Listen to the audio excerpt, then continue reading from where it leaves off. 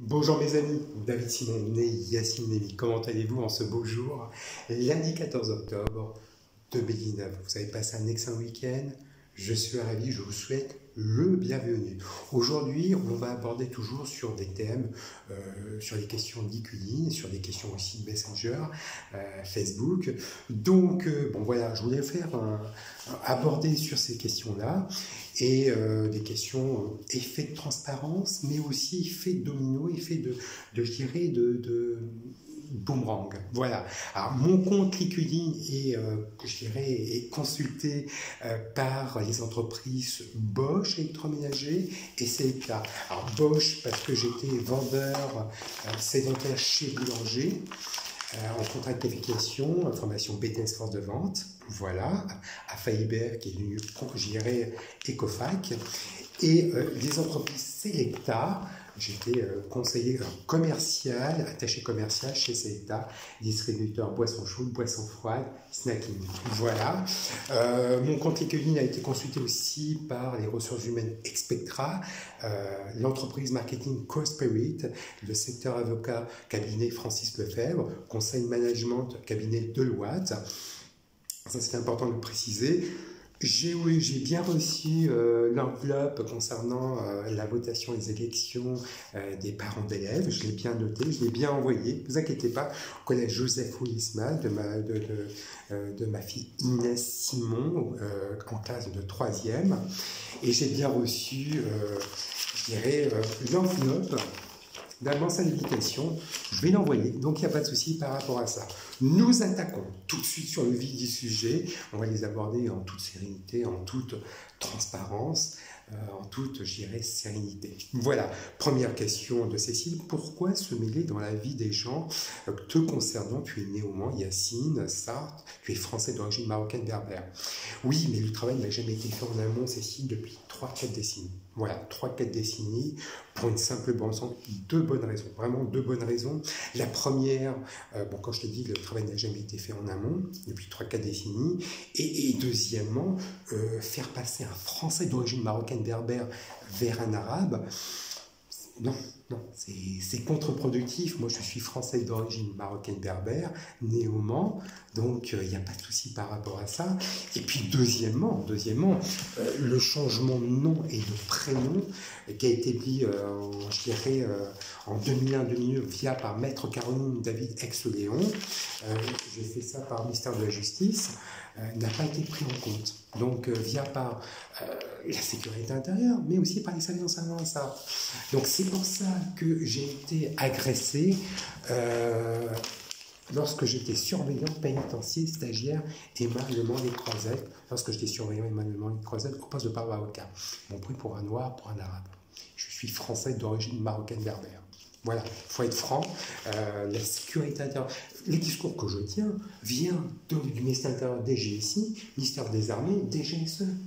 Si moi, signement me traite pour un arabe, non, je suis français d'origine marocaine berbère.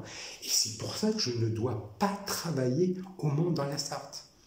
Voilà, c'est pas moi qui le dis, c'est la réalité des choses. Demandez au service d'enseignement de la gendarmerie nationale du Mans, demandez à la sécurité intérieure de la préfecture, demandez aussi au service d'enseignement de la Sarthe, service d'enseignement de la mairie de l'hôtel de ville, mais aussi aux deux services d'enseignement de la marine, 2e régiment d'infanterie de marine. Je ne dois pas travailler en département de la Sarthe, ni dans la région du Mans. Voilà, ni plus ni moins. C'est pour ça. Et j'ai eu quelques incivilités pendant tout le week-end dernier. La nuit du vendredi à samedi, ouais, c'est un sale berbère, sale marocain, c'est un arabe. Non, je suis un Français d'origine marocaine berbère. Voilà.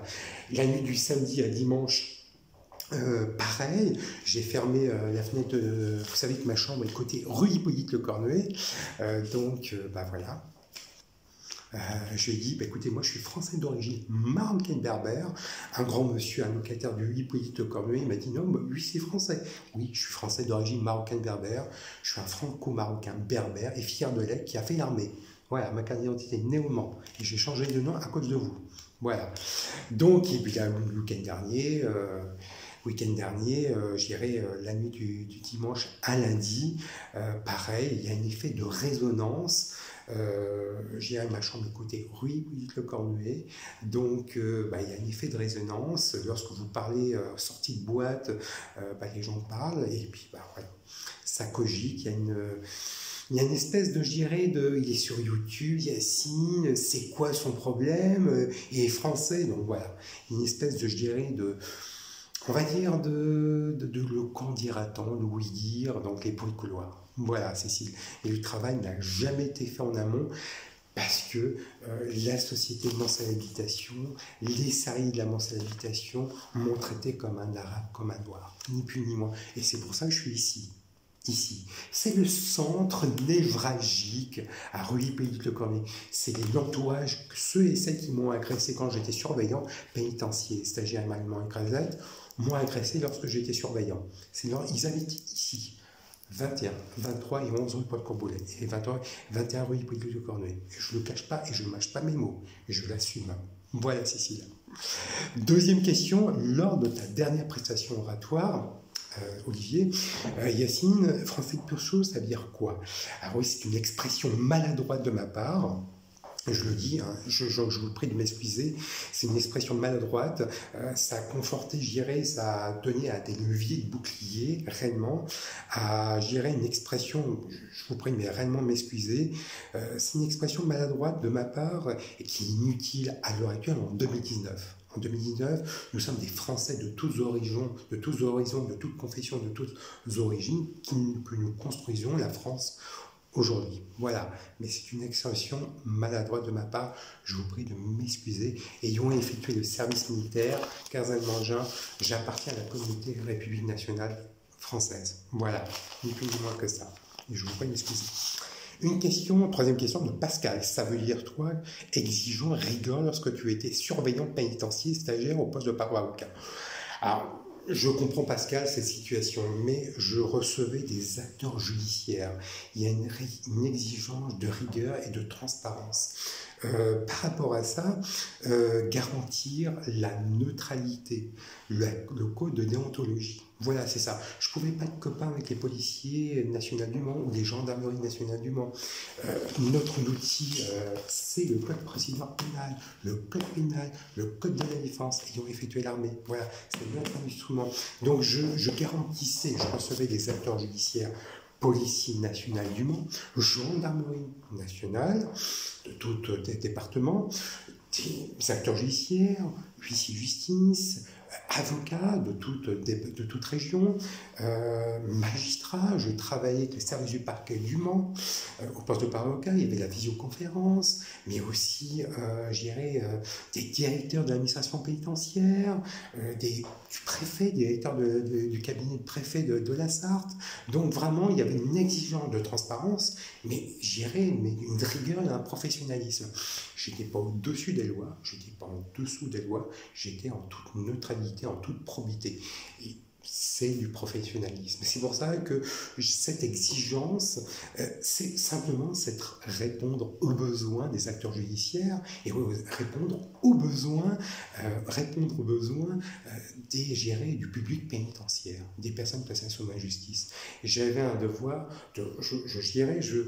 en un mot, je remplissais des missions régaliennes. Voilà, en total professionnalisme, en collaboration avec mes collègues, ex-collègues surveillants pénitentiaires en détention, et avec une certaine professionnalisme, je dirais, on me donnait des consignes par rapport à mes supérieurs pyramidales et transversales. Voilà, mais c'est une exigence en toute neutralité. Donc voilà, je répondais aux besoins des acteurs judiciaires, mais aussi, il y a une exigence, mais aussi au public pénitentiaire. Voilà, mais c'est juste ça, avec le sourire, avec l'accueil, avec le professionnalisme. Voilà. Quatrième question. Tu as travaillé dans des secteurs au service des entreprises, droit pénal, service du particulier, mais comment ça se fait que tu ne peux pas travailler dans la Sarthe? Oui, je ne peux pas travailler dans la Sarthe pour une simple bonne raison, et je suis d'accord avec toi. Je suis d'accord avec toi, Iman. Le souci, c'est que bon, j'ai une belle expertise. Raymond, voilà, je ne te cache pas. Voilà, j'ai été commercial chez Émergent Breton, chez AGS, voilà, chez Tremblay Déménagement, voilà, mes contrats de travail. J'ai une expertise chez News Numéricable et aussi chez AXA. Donc ça c'est important de préciser. Donc aussi chez Prévoir, pour Prévoir, assureur, et MMA, Foncière de Lièvre, et MMA. Voilà, conseil commercial. Donc oui, j'ai une expertise je dirais, au service des entreprises, en tant que commercial, au niveau du particulier, au niveau du professionnel, au service des entreprises, et aussi du droit pénal, ayant effectué les services militaires 15 allemands 95-04, mais aussi j'étais surveillant. Donc voilà. Donc il y a aussi, comme j'ai eu la chance et l'honneur, et l'honneur et la chance et le privilège de rencontrer la famille royale marocaine, la famille royale espagnole et la famille royale britannique, voilà. Et puis le fait que je suis divorcé, j'ai pas prévenu, comme je vous avais dit au préalable, j'ai pas prévenu l'hôtel de ville à l'époque, le maire du Mans à l'époque, que j'avais fait jouer la DGSI, ministère intérieur, DGSE, ministère des Armées, pour rencontrer la famille royale marocaine, la famille royale britannique, la famille royale espagnole, à l'époque où j'étais habité avec mon ex-épouse Laurence Vérité avec Simon à Onze-Herbel. Voilà, ex-Valoir de Loire Habitat. Donc, le fait que je suis divorcé, voilà, et nous allons en cour de cassation, je ne mens pas, voilà, cour de cassation, voilà, vous avez le dossier, cour de cassation, et c'est pour ça, je suis divorcé, ils ont réduit mes droits parentaux, et je ne peux pas travailler. Donc, j'avais même dit, je ne peux pas côtoyer les avocats de barreau du Mans, je peux vous assurer, je ne peux plus travailler en Sarthe, et les avocats de barreau du Mans ont fermé toutes les portes. Ils ont fait une magouille par rapport à ça, une fausse déclaration mensongère dont je vous avais dit au préalable, Madame Valérie Destré, qui n'avait pas... Je vous avais dit par rapport à l'album de photos, c'était témoin de mon mariage, témoin de mon ex-épouse. Donc, elle a fait une fausse déclaration mensongère. Donc, voilà, condamnable en justice, 15 000 € d'amende et 1 an d'emprisonnement. Donc, il y a une question de crédibilité de la justice. Voilà, c'est une tartufferie. Donc, je ne peux plus travailler en Sarthe, divorcé, et donc je récupère mes avantages ailleurs. Mais pas en Sarthe. Voilà. Mais je vais bien en cour de cassation. C'est bien marqué. J'y tiens. Donc, c'est sûr. Donc, les avocats de barreau du Mans, il y a plus de 160 avocats. Sur les 160 avocats, 90% de racistes et 10% de non-racistes. Je l'assume, je le dis. Voilà. Mais c'est l'effet boomerang, l'effet domino. Ni plus ni moins. vous enlevez un pavé dans la main, il y a eu agression à caractère discriminatoire, voilà, ni plus ni moins que ça. Donc j'ai failli perdre ma vie un élément légal. Donc je ne peux pas travailler à l'heure actuelle. C'est pour ça. Une cinquième question d'Ilham. C'est très bien, les révisions de EMC samedi dernier, éducation morale et civique, être citoyen. Qu'est-ce que ça veut dire? Oui, Ilham, c'est que, je te remercie, c'est simplement, on a révisé au collège, ma fille Inès, j'ai eu samedi dernier ma fille Inès, on a déjeuné, elle a eu les révisions samedi après-midi, et c'est quoi? Alors c'est les fondements de la République, les cours des fondements de la République, la Marseillaise, les symboles de la République française, les valeurs de la laïcité, loi de 1905, le drapeau tricolore, le faisceau dicteur. Donc le faisceau dicteur, ce sont les armoiries, voilà, que vous voyez là, ici, voilà. Donc, et puis les symboles de la République française sont inscrits. Alors, je vais vous dire c'est tout. Simplement, avec une certaine humilité, j'avais tiré les cours d'Inès, et je vais vous le dire, vraiment. Ces trois valeurs sont visibles sur plusieurs monuments publics et sont les fondements de notre République. Les symboles de la République française sont inscrits dans la Constitution de la Ve République et sont inscrits dans les espaces publics, mairies, écoles et tribunaux. Et le respect de ces symboles assure la cohésion de notre nation et permet de vivre dans notre communauté nationale. Voilà, Ilham. Et une question, une sixième question d'Annie. Qu'est-ce qui s'est passé dans le cabinet médical?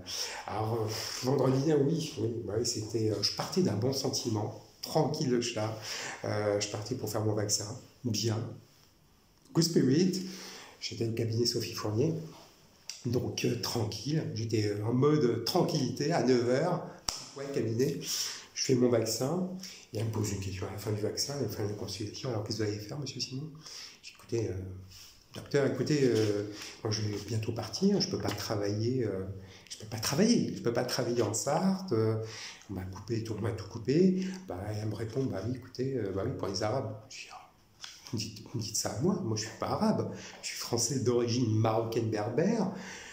Non, bah écoutez, moi je pensais que vous étiez arabe. Non, je suis pas arabe. J'ai effectué l'armée, mais bon, votre ex-épouse, Laurence, m'a dit que vous étiez arabe. Non, je ne suis pas arabe. Je suis français d'origine marocaine berbère. J'ai effectué des services. Alors, je sais pas, bon voilà. J'avais dit que j'étais divorcé. Elle savait que j'étais divorcé. Donc voilà, c'est marqué, changement de nom, de prénom. Moi, vous savez, j'ai effectué le service militaire caserne-mange à 95-04. Ils savent mes origines culturelles, franco-marocaines berbères. Après, elle a attaqué, bah, écoutez, on était en mode constipation passagère. Donc, bon, voilà. Et puis moi, je lui ai répondu que j'étais en cours de cassation pour récupérer mes droits parentaux. Et je dis, écoutez, elle me dit, mais vous trouvez c'est pas bien ça, monsieur Simon, récupérez, vous les allez récupérer tout doucement. Écoutez, docteur, écoutez, moi je récupère mes droits parentaux, c'est tout à fait normal. Et je lui ai fait, voilà, j'ai eu le cours de cassation, j'ai pas menti. Et elle me dit, c'est pas normal, écoutez, pour ça, votre fille, elle est adolescente, j'aurais compris. Et je lui ai expliqué que ça ne dépendait pas de moi, ça dépendait du ministère intérieur, DGSI, ministère des Armées. Je dois rendre compte à mes supérieurs hiérarchiques. Et c'est eux qui me demandent de récupérer et de laver mon honneur. Et bon, et je lui ai expliqué, écoutez, moi, j'ai posé la question, mais c'est quoi pour vous arabe? Elle me répond, elle me dit, bah, l'Afrique du Nord. Écoutez, moi je suis français d'origine marocaine berbère. Et je lui ai expliqué que j'ai eu la chance de rencontrer la famille royale marocaine, la famille royale britannique, la famille royale espagnole. Et j'ai fait jouer le ministère intérieur, DGSI, ministère des Armées, DGSE, DRM. Ils savent ma filiation culturelle, ma filiation au Maroc. J'ai la famille au Maroc. Et là, il était en constipation passagère. Écoutez, et je lui dis, écoutez, c'est très facile de dire franco-marocain berbère. Et au lieu de dire arabe, je suis né au Mans. Je dis, voilà, je vais voir la carte d'identité, je suis divorcé, je lui fais voir certificat militaire. Je lui dis, voilà, écoutez, j'ai changé mon nom, mon prénom. Et elle me répond, Sophie Fournier, docteur Sophie Fournier, elle me dit, c'est compliqué de dire arabe, c'est compliqué de dire franco-marocain berbère. Et je lui répondais, moi j'ai eu la chance, je suis assez connu sur Paris, et j'ai la chance de connaître quelques personnalités style Ali Badou, des journalistes franco-marocains, des acteurs, Roche Dizem, l'humoriste Jamel Debbouze, qui sont franco-marocains. Pourquoi dire arabe? On s'inscrit dans la communauté République française. Et là, elle était dans un visage blême, constipation passagère, et j'ai compris ce qui m'est arrivé en 2010 et en 2011. Donc j'ai compris que le mindset du docteur Sophie Fournier, et puis que je vous avais dit qu'elle a été coutumier du fait, c'était pas la première fois que nous allions, c'est ce genre de... je sais qu'elle avait ses patients, le docteur Sophie Fournier, 10 boulevard René Levasseur, ses patients sont peut-être auxiliaires de justice, acteurs judiciaires, donc je ne sais pas, voilà, elle est peut-être au courant quelles étaient les personnes qui m'ont agressé quand j'étais surveillant pénitencier stagiaire à Évanouillement-Creusette. Donc j'ai quitté, on a arrêté cette... et je pense aussi à Imad Zetan, Inaïm, Palorzam, que je connaissais. Donc, dire Robeux, non. On s'inscrit dans la communauté République française, franco-marocain. Voilà. Je suis né au Mans et je suis fier de mes origines et fier de l'être. Voilà. Et je ne suis pas rebeu. Non, je suis français d'origine marocaine et nous inscrivons dans la communauté République française. Et je peux vous assurer, samedi, je l'ai dit à ma fille Inès que j'avais une délicatesse verbale, qui était la patiente de Dr Sophie Fournier. Je lui ai dit, voilà, elle me traite de rebeu. Non, je ne suis pas arabe. Voilà. Et je lui avais dit, dans les révisions de cours EMC, je suis né au Mans, je suis français d'origine marocaine berbère. Donc voilà, je lui ai dit la copie texte intégrale de naissance, livret de famille, je suis né au Mans, j'ai effectué l'armée. C'est une insulte de dire rebeu arabe quand tu es né au Mans, français d'origine marocaine berbère et que tu as effectué le service militaire. Tu attaques la neutralité des valeurs républicaines. Voilà. C'est condamnable en justice. Hein. C'est condamnable en justice. Alors j'ai quitté le cabinet de Dr Sophie Fournier et je ne reviendrai plus là-bas. C'est fini. C'est pas non mindset, c'est fini. C'est pas les valeurs que... Non, c'est terminé. Sophie Fournier, on arrête là. Voilà. Et donc, pour conclure, et réellement pour conclure, de cette prestation oratoire, et je finirai par rapport à ça, la première clé de la grandeur, c'est d'être en réalité ce que nous semblons être. Citation de Socrate. Dans tous les cas, je vous remercie de cette sollicitude, de cette écoute. Je vous souhaite un très bon lundi, une très belle semaine.